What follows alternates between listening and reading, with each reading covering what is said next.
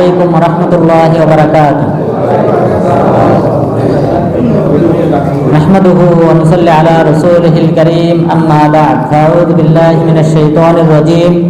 উহিল্লা লাকুম লাইলাতাস সিয়ামির রাফাতু ইলা নিসাইকুম হুন্না লিবাসুল লাকুম ওয়া আনতুম লিবাসুল লাহুন।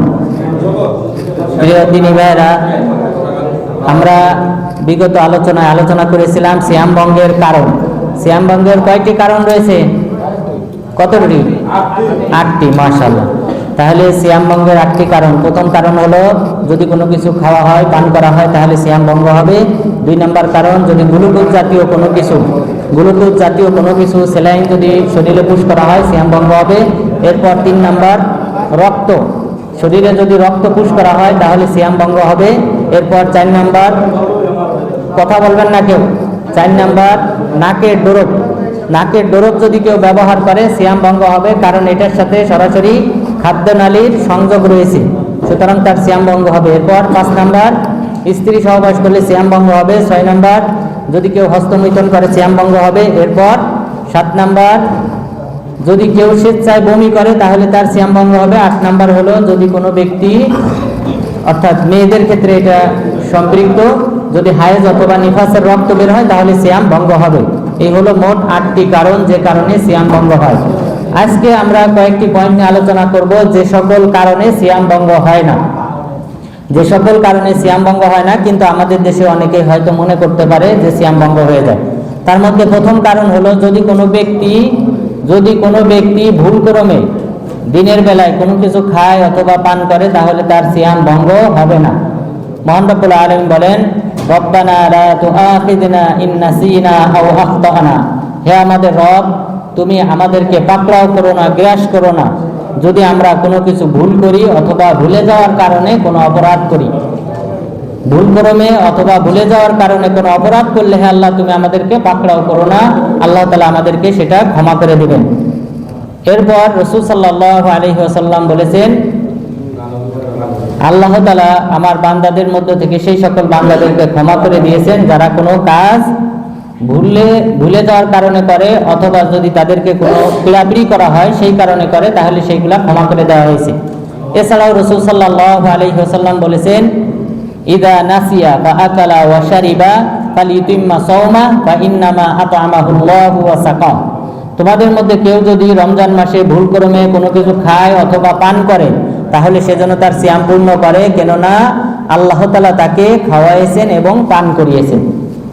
আল্লাহ তাআলাই তাকে খাওয়াইছেন এবং পান করিয়েছেন, সুতরাং সে সিয়াম পূর্ণ করবে, সে সিয়াম ভঙ্গ করবে না, অর্থাৎ তার সিয়াম পরিশুদ্ধ।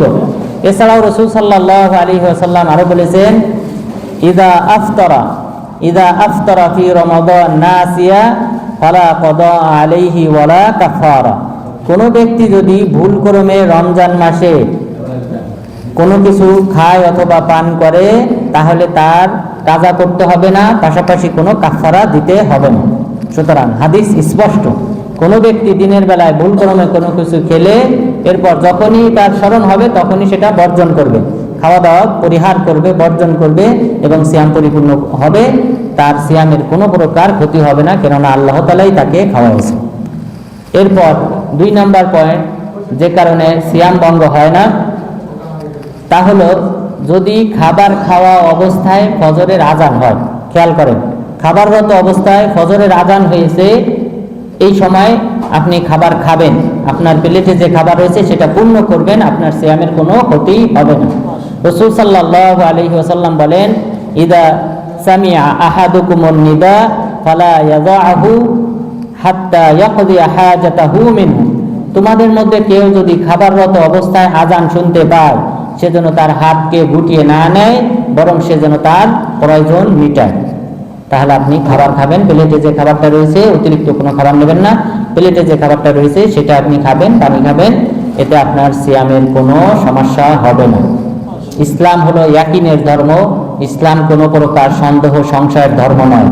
সুতরাং এখানে রাসূল সাল্লাল্লাহু আলাইহি ওয়াসাল্লাম স্পষ্টভাবে বলে দিয়েছেন, যদি কেউ আজান শুনে ওই অবস্থায় আজান হয় তাহলে সেজন্য তার হাত গুটিয়ে না নেয়, বরং খাবার সে পরিপূর্ণ করে।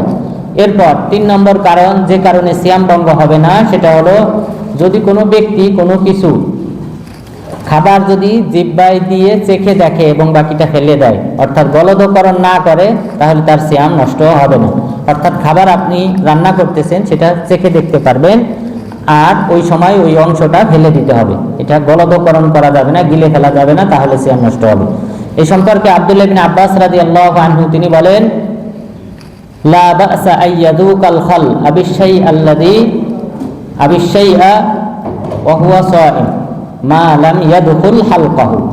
কোনো ব্যক্তি সিয়াম পালন করা অবস্থায় সে যদি কোনো খাদ্য অথবা ঝোল চেখে দেখে, আর এটা যদি তার গলায় প্রবেশ না করে, কণ্ঠনালীতে প্রবেশ না করে, তাহলে তার সিয়ামের কোনো ক্ষতি হবে না। শাইখ আলবানী রাহমাতুল্লাহ তিনি এই সনদটি হাসান বলেছেন। সুতরাং খাবার চেখে দেখা যাবে, তবে এটা গলদকরণ করা যাবে না, তাহলে সিয়ামের কোনো সমস্যা হবে না। এরপর চতুর্থ কারণ, যে কারণে সিয়াম নষ্ট হবে না, যদি কোনো ব্যক্তি জুনুবি অবস্থায় ফজর করে, অর্থাৎ স্ত্রী সহবাস করেছে ফজরের পূর্বে, কিন্তু সে গোসল করে নাই, ফজরের আজান হয়ে গেছে, এতে তার সিয়ামের কোনো ক্ষতি হবে না। এই পয়েন্টে আমাদের দেশে মহিলাদের বা পুরুষদের বিভিন্ন ধরনের কুসংস্কার ধারণা রয়েছে, যে অবস্থায় নাকি কোনো খাবার ধরা যাবে না, কোনো কিছু স্পষ্ট করা যাবে না, এগুলার কোনো ভিত্তি নেই। এই সম্পর্কে আয়েশা রাদিয়াল্লাহু আনহা এবং উম্মে সালামা রাদিয়াল্লাহু আনহা তারা উভয়ে বলেছেন, কানা নবিয়্যু সাল্লাল্লাহু আলাইহি ওয়াসাল্লাম ইউদরিকুহুল ফজর ওয়া হুয়া জুনুবুন ফি আহলিহি তুম্মা ইয়াগতাসিল ওয়া ইয়াসুম। রাসূল সাল্লাল্লাহু আলাইহি ওয়াসাল্লাম জুনুবি অবস্থায় ফজর করতেন, ফজর করার পর এরপর তিনি গোসল করতেন, এরপর সিয়াম পালন করতেন। অর্থাৎ ফজর হয়ে যাওয়ার পূর্বে তিনি গোসল করতেন না, ফজর হওয়ার পর, তারপর তিনি ফজর আজান হওয়ার পর এরপর তিনি গোসল করতেন, গোসল করে মসজিদে গিয়ে ইমামতি করতেন। এতে সিয়ামের কোনো ক্ষতি হবে না, কিন্তু অবশ্যই স্ত্রী সহবাসটা ফজরের আজানের পূর্বে হতে হবে, পরে যদি হয় তাহলে সিয়াম নষ্ট হবে, যেহেতু দিন শুরু হয়ে গেছে। কিন্তু জুনুবি অবস্থায় থাকলে সিয়ামের কোনো ক্ষতি হবে না। এরপর পঞ্চম যে কারণে সিয়াম নষ্ট হবে না, সেটা হলো যে স্ত্রীকে যদি কোনো ব্যক্তি চুম্বন দেয়, তাহলে তার সিয়ামের কোনো ক্ষতি হবে না। হাফসা রাদিয়াল্লাহু আনহা তিনি বলেন, কানা নবিয়্যু সাল্লাল্লাহু আলাইহি ওয়াসাল্লাম ইউকাব্বিল ওয়া হুয়া সাইম।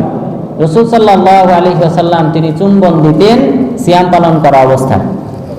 আয়েশা রাদিয়াল্লাহু আনহা তিনি বলেন, কানা নবিয়্যু সাল্লাল্লাহু আলাইহি ওয়াসাল্লাম ইউকাব্বিল ওয়া ইউবাশির ওয়া হুয়া সাইম ওয়া কানা আমলাকাকুম লিইরবিহি। যে রাসূল সাল্লাল্লাহু আলাইহি ওয়াসাল্লাম তিনি সিয়াম পালন করা অবস্থায় স্ত্রীকে চুম্বন দিতেন, আলিঙ্গন করতেন, আর তিনি ছিলেন তোমাদের মধ্যে সবচেয়ে বেশি শাহওয়াত দমনকারী, অর্থাৎ নিজেকে কন্ট্রোলকারী ছিলেন রাসূল সাল্লাল্লাহু আলাইহি ওয়াসাল্লাম। সুতরাং এই কারণেও সিয়াম ভঙ্গ হবে না। তো আল্লাহ তাআলা যেন আমাদেরকে সিয়াম ভঙ্গের যে কারণ রয়েছে সেগুলি থেকে দূরে থাকার তৌফিক দান করেন। আল্লাহ তাআলা যেন আমাদের সিয়ামকে কবুল করেন। আমিন। ওয়া সাল্লাল্লাহু আলা নবিয়িনা মুহাম্মদ ওয়া আলা আলিহি ওয়া সাহবিহি আজমাইন।